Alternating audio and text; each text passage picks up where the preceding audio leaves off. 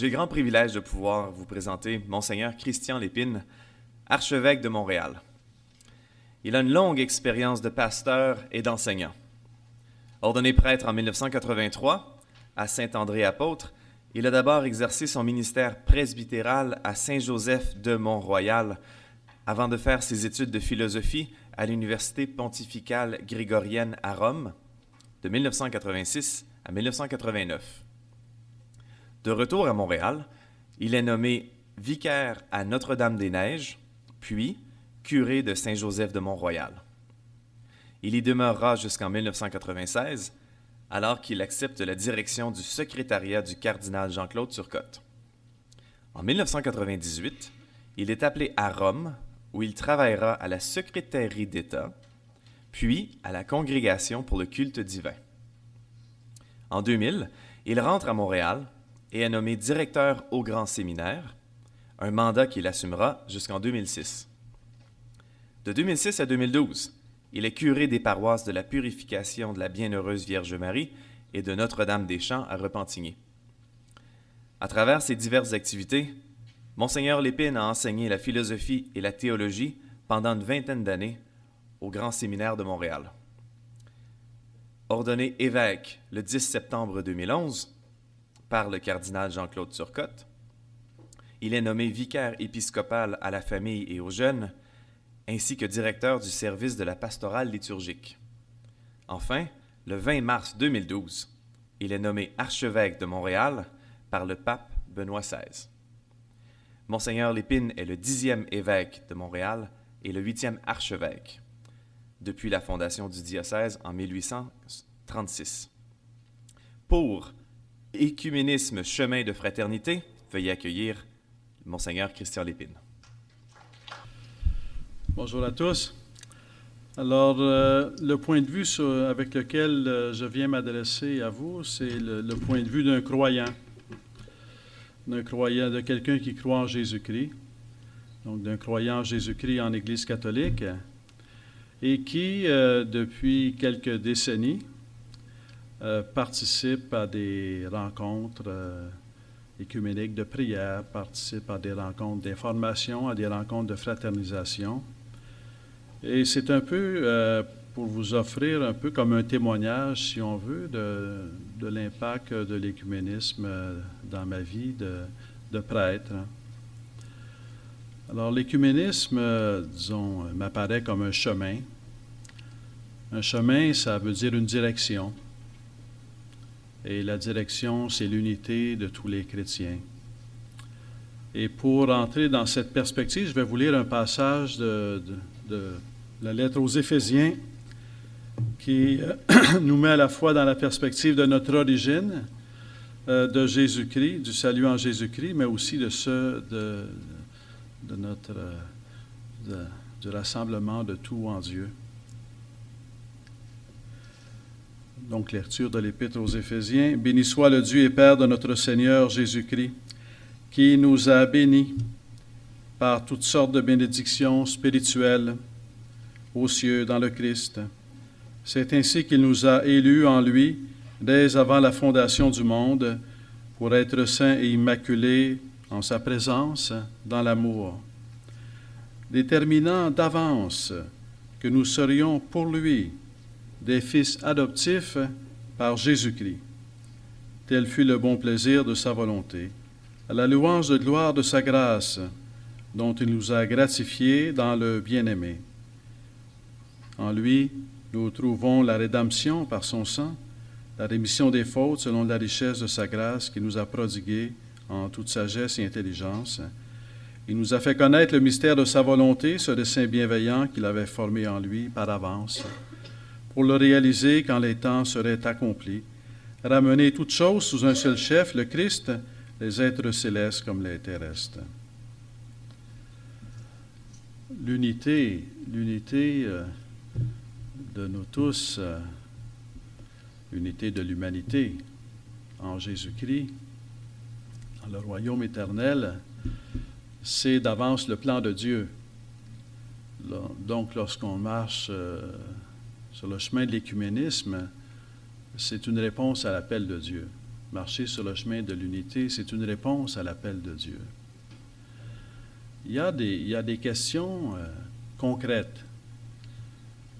Il y a des questions concrètes, l'expression classique ou un peu ancienne pour parler dans l'écuménisme, on va parler que nous sommes des frères séparés. Et parfois on met l'accent sur séparés, d'autres fois sur frères, frères et sœurs, et on se promène un peu entre les deux. Alors, moi, je n'ai pas de solution à cette issue, si on veut, à cette situation. Sinon, de dire que de marcher vers l'unité, c'est marcher ensemble vers l'unité. Marcher ensemble vers l'unité, pour ma part, j'en ai fait l'expérience tout d'abord dans les groupes de prière où des chrétiens se rassemblent pour prier. La première chose qui m'a frappé et qui me frappe à chaque fois parce que ça se répète chaque fois, c'est que lorsque des chrétiens se rassemblent pour prier, lorsque je me retrouve avec des chrétiens de différentes confessions pour prier Jésus-Christ ensemble, je suis toujours, dans l'action de grâce pour l'esprit de fraternité, l'esprit d'affection mutuelle. Et au-delà de la situation, au-delà des difficultés, peut-être de dialogue qu'il peut y avoir par moment, le seul fait d'être ensemble pour prier, ça m'a toujours frappé comment c'était un moment qui était béni par Dieu, par un climat vraiment de paix et d'affection. Et ça m'a toujours fait penser que l'unité, c'est notre œuvre, mais c'est d'abord l'œuvre de Dieu, que l'unité, c'est ce que nous avons à faire, mais c'est aussi l'importance de la grâce de Dieu. Et j'en prends pour l'exprimer, à la fois la présence de la grâce de Dieu, mais aussi la nécessité de la grâce de Dieu, de compter sur la grâce de Dieu. Moi, je suis trop jeune, même si certains pourraient penser le contraire, là. Je suis trop jeune pour avoir connu une époque où on parlait d'hostilité. Moi, je n'ai pas connu ça. Je n'ai jamais connu ça. Je l'ai entendu parler, mais je n'étais pas là. J'ai toujours connu une époque de fraternité. Mais j'ai vu à un moment donné, dans une remarque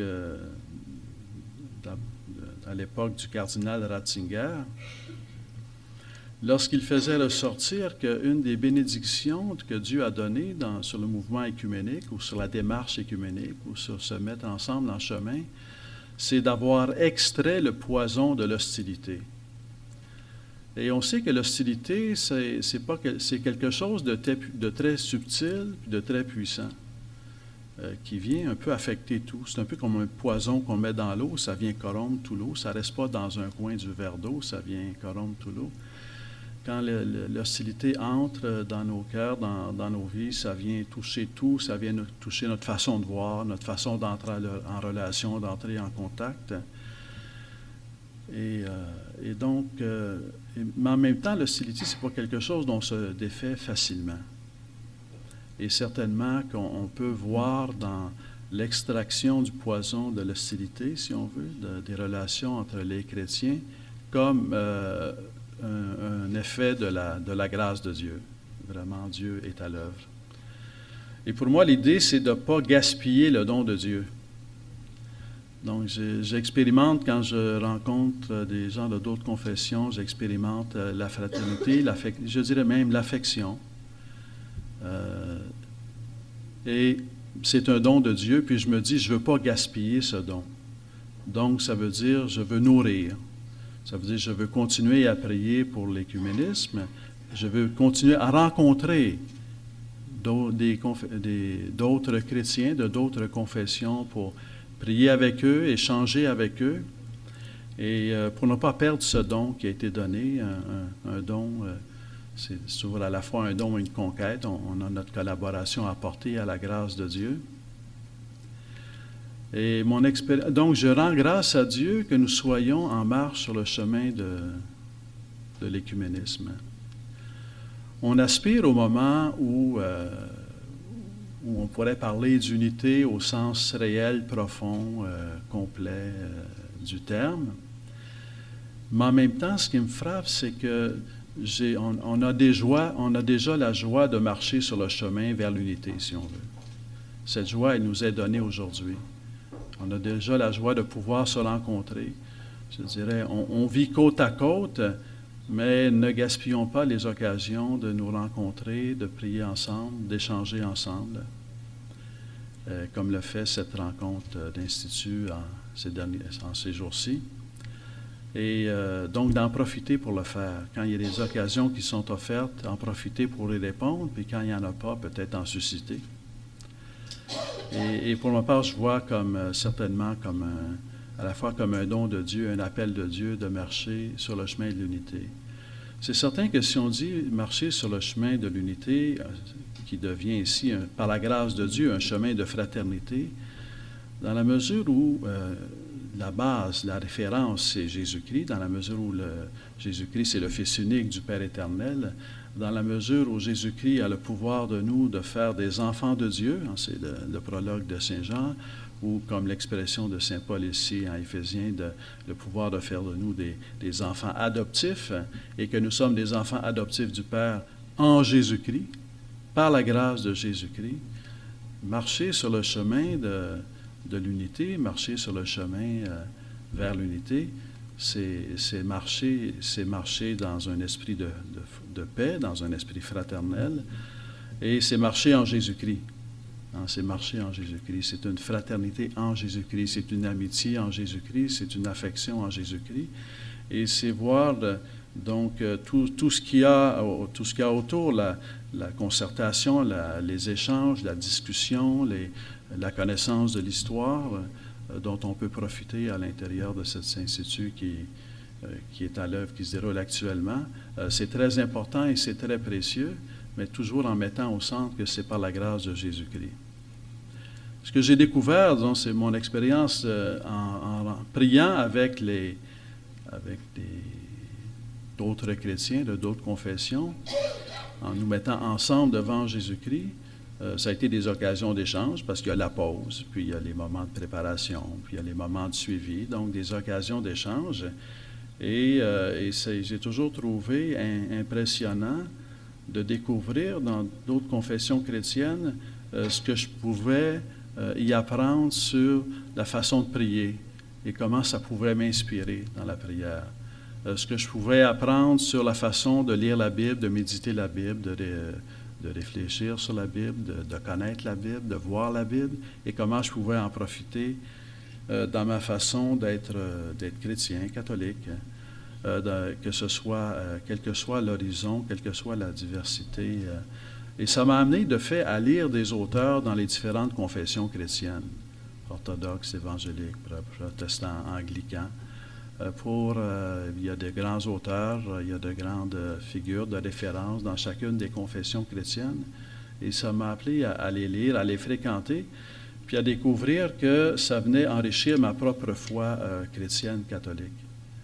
Et ça, je vois ça comme un fruit du fait de marcher ensemble sur un chemin de fraternité et de paix en Jésus-Christ.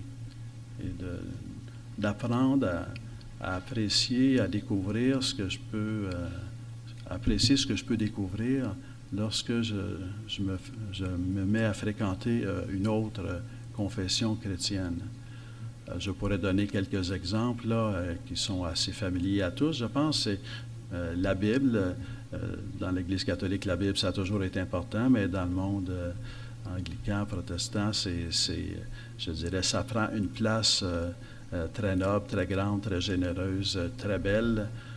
Par exemple, une des traductions de la Bible que je fréquente beaucoup régulièrement, c'est New King James Version.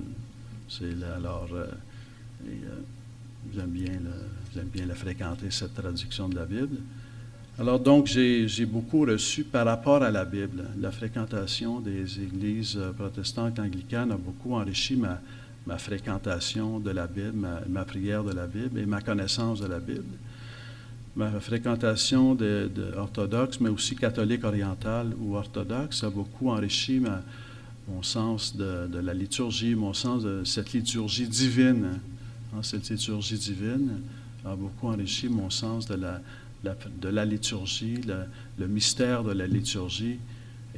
Et donc, ça vient enrichir ma foi catholique. Donc, je découvre en marchant et en priant avec des hommes et des femmes de d'autres confessions chrétiennes, de diverses confessions chrétiennes, que non seulement le regard que je porte, c'est mon frère, c'est ma sœur, parce que nous avons notre référence, c'est Jésus-Christ.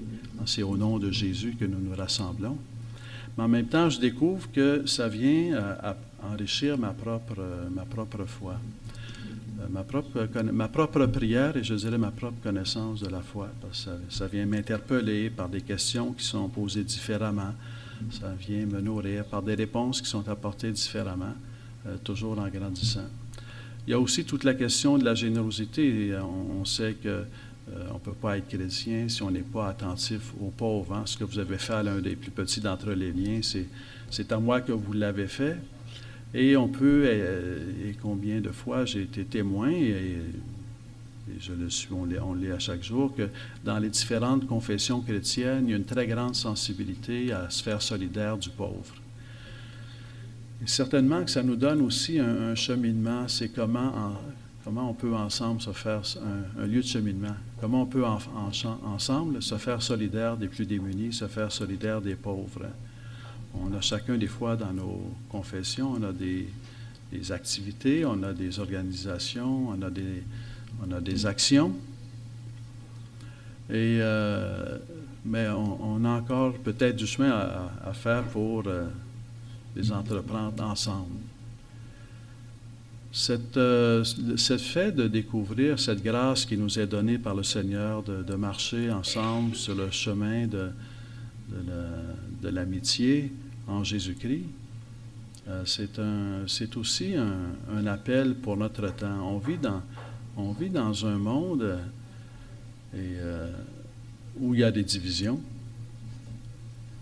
On vit dans un monde où les divisions sont souvent source d'hostilité, où les différences sont souvent source d'hostilité. Puis je me dis, on réfléchit ensemble, là, je vous dis ça, je vous partage ça. Quelque part, devant cette situation, je me trouve à ne pas être si pressé que ça d'être unis. Aussi curieux que ça puisse paraître de dire ça. Parce que je me dis que peut-être, comme confession chrétienne différente, on a à témoigner dans le monde qu'on peut vivre en paix et s'apprécier, même quand on est différent. Et que le monde a besoin de paix et que la paix, ce n'est pas l'uniformité. La paix, c'est l'appréciation de ce que tous et chacun on a à apporter. Alors, c'est pour ça que je me dis, on peut déjà le vivre ça maintenant. On peut rêver d'un monde où il n'y aura plus qu'une Église peut-être, qui sera de toute façon l'œuvre de Dieu en son temps choisi par lui. Là. Ça va vraiment être son œuvre. Mais déjà, on a un témoignage, je pense, à apporter de se faire des instruments de paix, pour employer cette expression attribuée à saint François d'Assise, là, de se faire des instruments de paix et de se faire ensemble avec nos diversités, avec nos différences, mais aussi avec ce qui nous unit, Jésus-Christ, à nous faire ensemble des instruments de paix, à devenir ensemble un milieu de paix, puis un milieu qui témoigne que la paix, c'est possible, même quand on est différent. Et ça, je pense que c'est très actuel comme défi à apporter. Parce qu'il y a une colère, une hostilité qui n'est pas raisonnable. C'est pas raisonnable. On peut être d'accord, ne pas être d'accord avec quelqu'un, mais ça ne veut pas dire qu'on l'assomme. Alors, puis je trouve c'est pour ça que je trouve que le fait que le Seigneur a donné sa grâce là, d'extraire le poison de l'hostilité, on peut le prier pour qu'au niveau de l'humanité tout entière, il extrait le poison de l'hostilité. Et comme chrétien de confessions différentes, je pense qu'on a quelque chose à faire pour témoigner de ça. Pas dans le sens de spectacle. Il ne s'agit pas de se donner en spectacle, mais il s'agit simplement de le vivre. Et de le vivre comme peuple de Dieu, hein, comme différentes confessions chrétiennes qui, comme peuple rassemblé par Jésus-Christ, vivent dans l'affection mutuelle et vivent sur un chemin de paix en Jésus-Christ. Alors, ça m'apparaît comme une tâche pour aujourd'hui et une tâche possible aujourd'hui. Je pense que c'est possible aujourd'hui. Puis, c'est pour ça que l'Institut qui a lieu ces jours-ci m'apparaît très important. Cette initiative du Centre canadien d'écuménisme en collaboration avec d'autres confessions chrétiennes, d'autres organisations. Ça a un rôle social à jouer. Il y a comme un rôle social. On a parlé dans les différents modèles plus tôt de modèles pluralistes. Dans un certain sens, on dit beaucoup la sécularité dans le monde dans lequel on vit. Mais dans les faits, la société, elle est pluraliste. C'est notre réalité. Mais le pluraliste, ça n'a pas à devenir champ de bataille. Hein. Le pluralisme peut devenir un lieu où on s'enrichit mutuellement.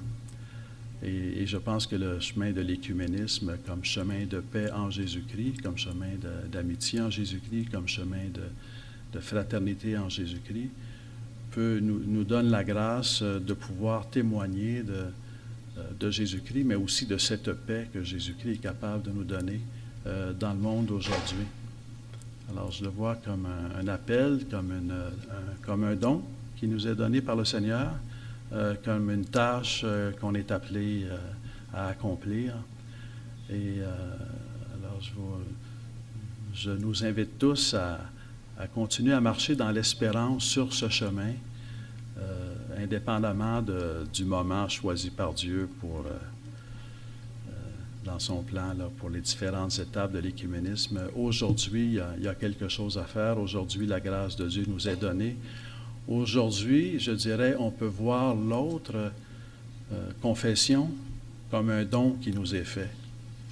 Moi, c'est comme ça que je le vois, en tout cas. Je donne juste un exemple pour conclure. Toute la question de la prédication de l'homélie. J'ai à peu près une centaine de livres sur l'homélie, comment faire des homélies. J'ai beaucoup de livres parce que j'ai besoin beaucoup d'apprendre. 98% sont pas catholiques. Parce que les catholiques ont une grande tradition d'homélie, mais ils n'ont pas une grande tradition de transmission de l'art de l'homélie. Ce que j'ai trouvé ailleurs. Une transmission de l'art de l'homélie. Dans l'Église catholique, chacun recommence à zéro, à chaque fois. Alors, c'est pas mauvais qu'on peut recevoir l'héritage d'une transmission. Alors, j'ai découvert de très grands homélistes extraordinaires. Et c'est là que j'ai appris à être homéliste avec un anglican, avec un baptiste, alors, ça vaut la peine de voir, non seulement de voir la grâce de Dieu dans le don qui nous est fait de marcher dans la paix, mais aussi d'apprendre, de voir dans l'autre confession chrétienne un don qui nous est fait et qui vient enrichir notre vie de foi.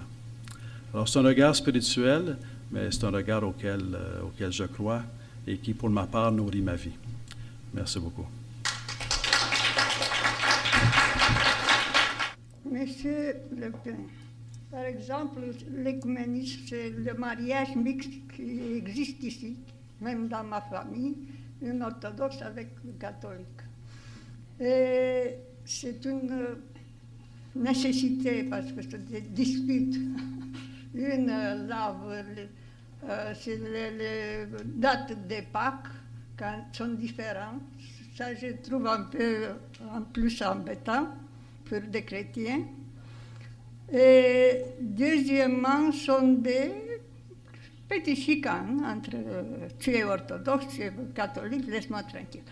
Deuxièmement, c'est pour ça qu'on devait être pressé de cet écuménisme.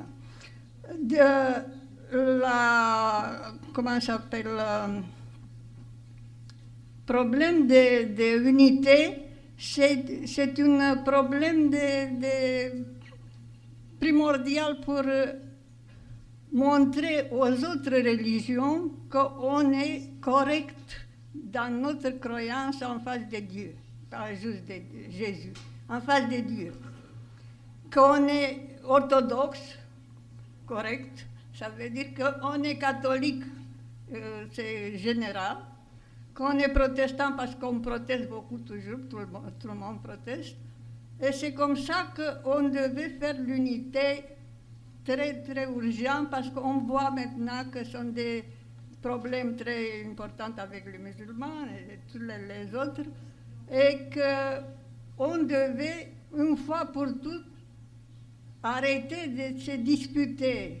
Disons, ce qui est pratique maintenant, dans nos vies, c'est simple. C'est la prière.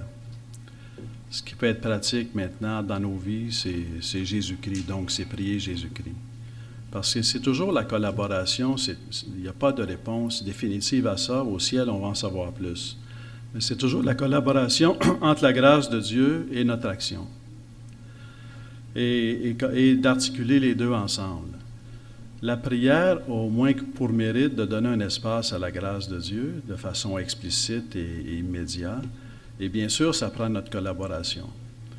Et bien sûr qu'il peut y avoir dans des différences, si on veut, des sources d'incompréhension.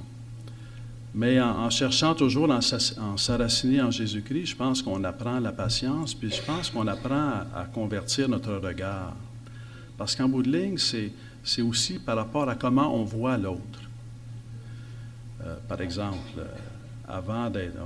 On est tous des êtres humains créés par Dieu. On est tous frères et sœurs. On est sauvés par le Christ. C'est notre foi chrétienne, même si on confesse dans différentes foi chrétiennes. Et donc, il y a des choses de base qui viennent nous aider. Après, c'est aussi par rapport à faire confiance dans l'action de Dieu dans le cœur de l'autre. Parfois, on a beaucoup confiance dans l'action de Dieu en nous, peut-être. Parfois, on a moins confiance dans l'action de Dieu dans le cœur de l'autre, mais Dieu agit aussi dans le cœur des autres. Fait quelque part, donc, c'est pas par rapport à prévoir un avenir, c'est par rapport à aujourd'hui cheminer avec nos efforts, mais aussi en mettant la grâce de Dieu au centre. Alors, ça demeure une aventure, si on veut, mais je pense qu'on peut le faire dans la joie et certainement dans la paix dès maintenant, et je pense que c'est ce qu'on fait actuellement. Merci. Laissez-moi dire que vos paroles me touchent beaucoup. Votre réponse me touche beaucoup. Je voulais vous demander, est-ce que l'Église catholique aurait intérêt à retourner plus à la Bible dans ses homélies? L'Église catholique a intérêt, et elle y travaille toujours, et à se nourrir sans cesse de la Bible, ça c'est certain.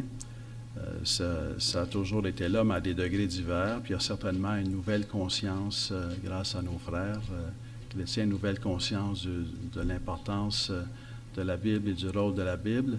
Mais disons, c'est comme le centre demeure Jésus-Christ, mais on peut, comme disait Saint Jérôme, ignorer la Bible, c'est ignorer le Christ.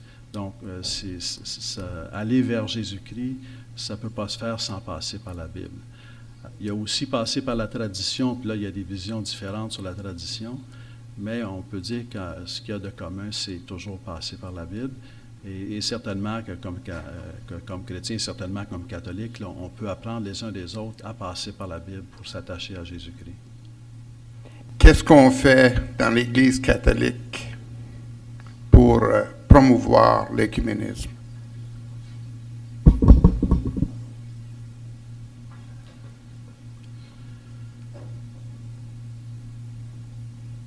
Disons, il y a l'Église comme institution, entre guillemets, qui fait des choses, puis il y a les baptisés, les fidèles qui font des choses. Alors, je pense que certainement que... Et c'est un chemin qu'on ne fait pas tout seul, c'est un chemin qu'on fait avec d'autres. Alors, je ne juge pas de la valeur de ce qui est fait ou de ce qui devrait être fait ou ce qui pourrait être fait, mais ce que je vois, c'est que beaucoup de choses ont été faites dans le passé. Et c'est un peu comme... il y a des moments où on fait quelque chose, puis ça ne semble pas avancer beaucoup, puis là, tout d'un coup, ça avance beaucoup.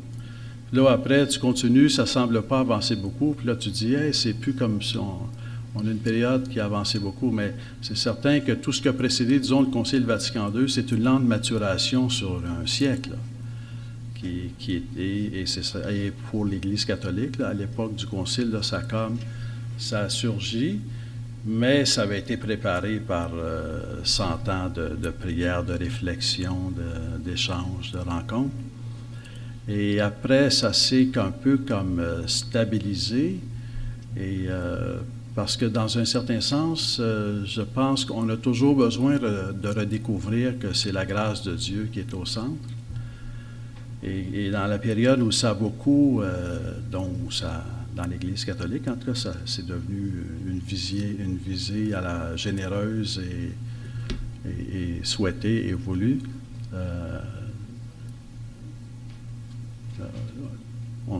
Des fois, on pense que c'est nous autres c'est nous qui font avancer le bateau, là. Alors, c'est toujours Dieu.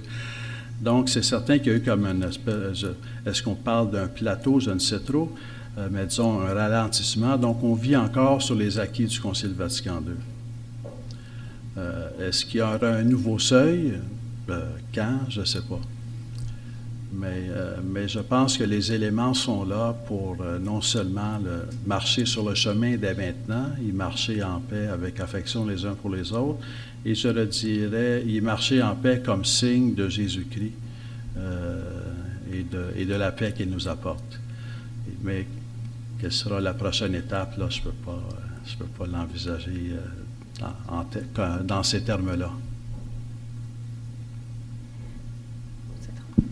Bonjour, j'aimerais savoir, vous avez parlé à propos de la prière, et vous pensez que la prière c'est très important pour résoudre les problèmes ou peut-être pour encourager la fraternité? Oui. Alors, disons, la prière a différentes facettes, là. Le cœur de la prière, c'est de rencontrer Dieu. Dans la prière, je rencontre Dieu, et du point de vue de la prière chrétienne, dans la prière, je rencontre Jésus-Christ.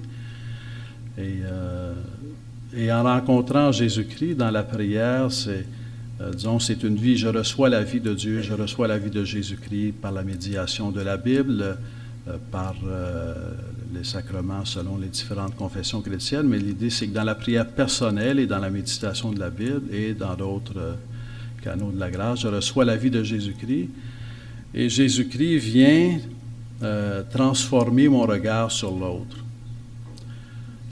Parce que, disons, on est tous enfants de Dieu. Et que dans une famille, que font les parents vis-à-vis de leurs enfants? Cesse de te disputer, c'est ton frère. Partage, c'est ta sœur. C'est à l'échelle humaine, à la famille, on fait l'expression que, assez mystérieusement, on découvre l'autre comme frère ou sœur par le biais de nos parents. C'est pas sans parents qu'on découvre que l'autre est mon frère ou ma sœur. C'est par les parents, et ça fait partie de la mission des parents d'apprendre à leurs enfants qui sont frères et sœurs. C'est un petit exemple. Mais dans la prière, Dieu vient transformer notre regard pour nous dire l'autre, là, c'est ton frère, c'est ta sœur. Donc, en venant transformer le regard de l'intérieur, ça vient aussi nous pacifier. Et ça vient nous mettre en relation les uns avec les autres. Ça vient, je dirais, accepter l'autre avec son altérité, avec son côté autre, avec son côté différent. Et pour ma part, je vois ça comme un fruit de la prière. La prière, ça va aussi inspirer des actions, ça va inspirer des rencontres, ça va inspirer des démarches, mais c'est toujours à ce moment-là Dieu qui, par la grâce de Jésus-Christ, là, dans l'Esprit Saint, nous apprend à nous découvrir comme frères et sœurs les uns des autres. Fait que pour ma part, en tout cas, la prière est indispensable pour marcher sur le chemin de l'écuménisme.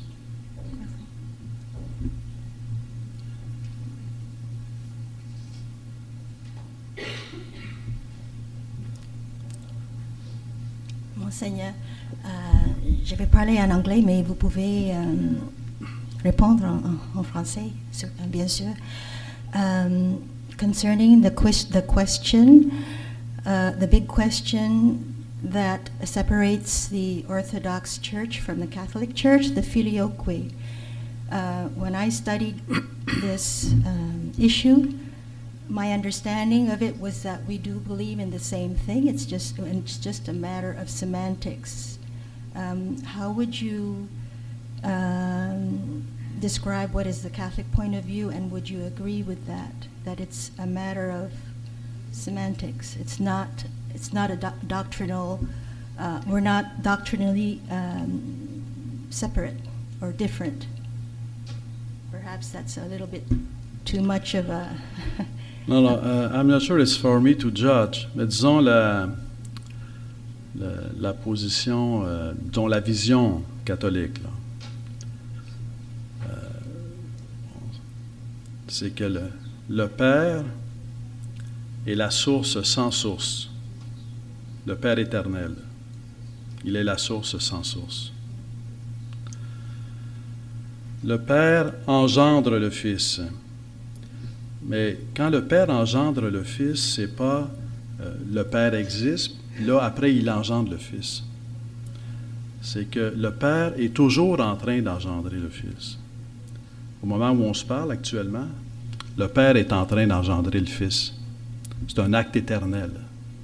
Le Père engendre le Fils. Le Fils, là c'est la vision catholique que je vous donne, là. Le Fils se reçoit du Père. Donc le Fils se reçoit, est totalement tourné vers le Père. Il se reçoit totalement du Père et il répond à l'amour du Père dans une action de grâce éternelle.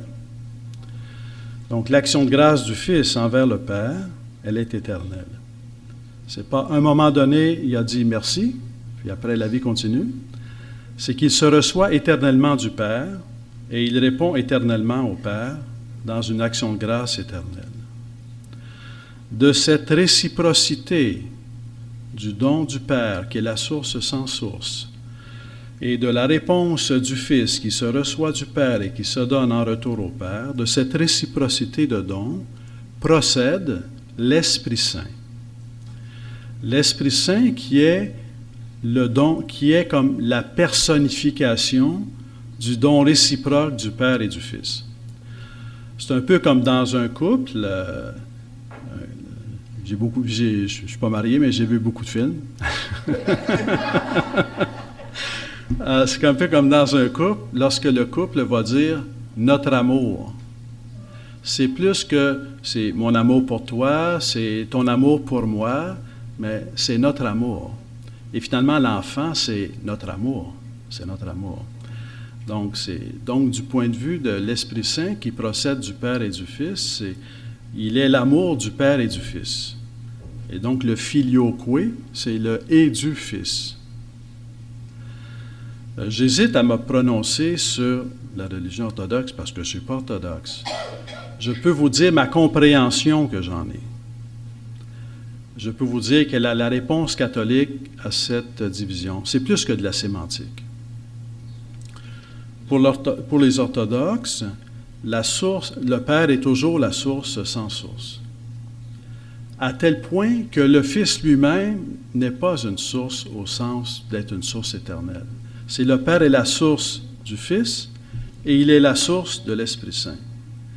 Donc, ce n'est pas le Père procède du Père et du Fils. C'est le Père qui est la source unique et sans source, engendre le Fils et il en procède l'Esprit Saint.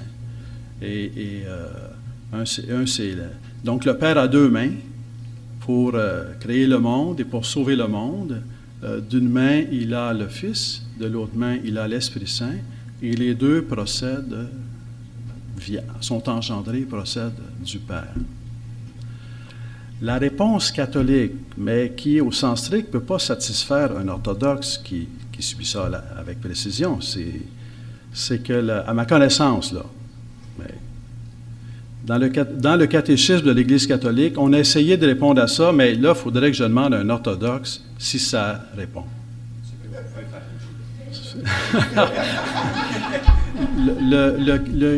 La réponse du catéchisme, c'est de dire tout vient du Père parce que le Père engendre le Fils Et le Fils, c'est seulement qu'en tant qu'engendré par le Père qu'il peut répondre à l'amour du Père et qu'il peut en procéder l'Esprit Saint.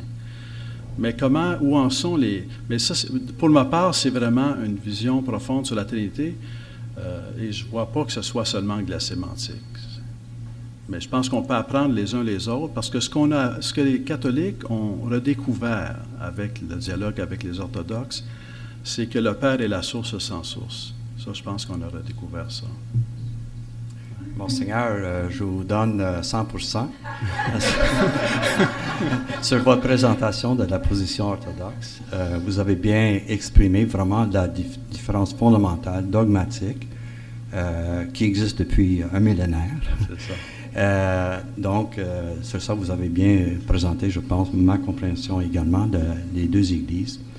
J'aimerais simplement ajouter un point, c'est qu'il y a un domaine dans lequel le filioque est acceptable dans la compréhension orthodoxe.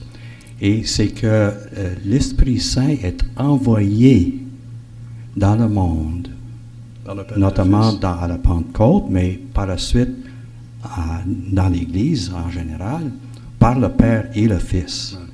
Mais ça, c'est pas la même chose que la distinction ontologique, donc de l'être même, comme vous avez dit, de la Trinité. Et c'est ça le point de différence entre les deux Églises depuis le 10e siècle. C'est bien.